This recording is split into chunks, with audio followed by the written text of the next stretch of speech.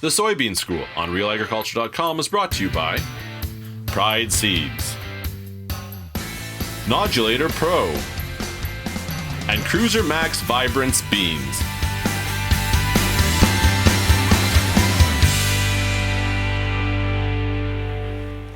Bernard Tobin here for the Soybean School, joined by Rob Miller from BASF. Hey, thanks for taking the time. Thanks for having me.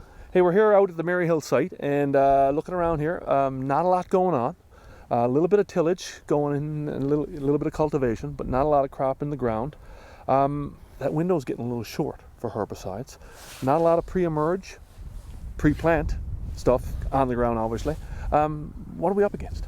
Yes, definitely. So a lot of growers now, given the time of the year, it's a plant now, spray later approach. And depending on what type of system you're growing, if you're growing extends or even IPs or Roundup Readies, that's not really even the best approach. We have to use those soil applied residual herbicides, control a lot of those weeds, those problem weeds prior to the beans emerging.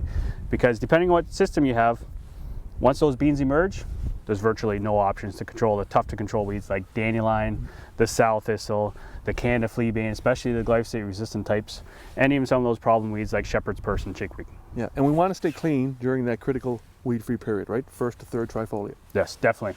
So by using a soil applied residual herbicide, you maximize your yield potential. And some work that Clarence Swanton has done recently, the critical weed-free period in soybeans is actually from emergence all the way up to the second, third trifoliate.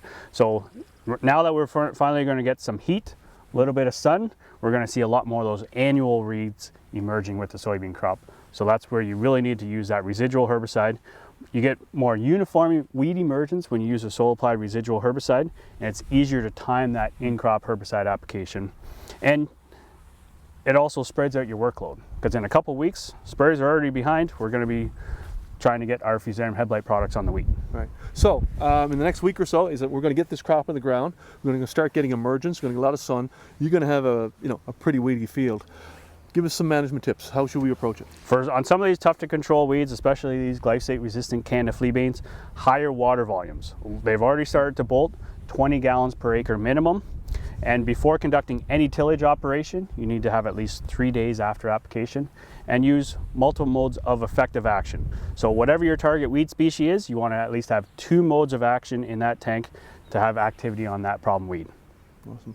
Well, hopefully things will get rolling here pretty soon, and we'll get some sprayers rolling, some planters rolling, and we'll get this crop in the ground. For sure.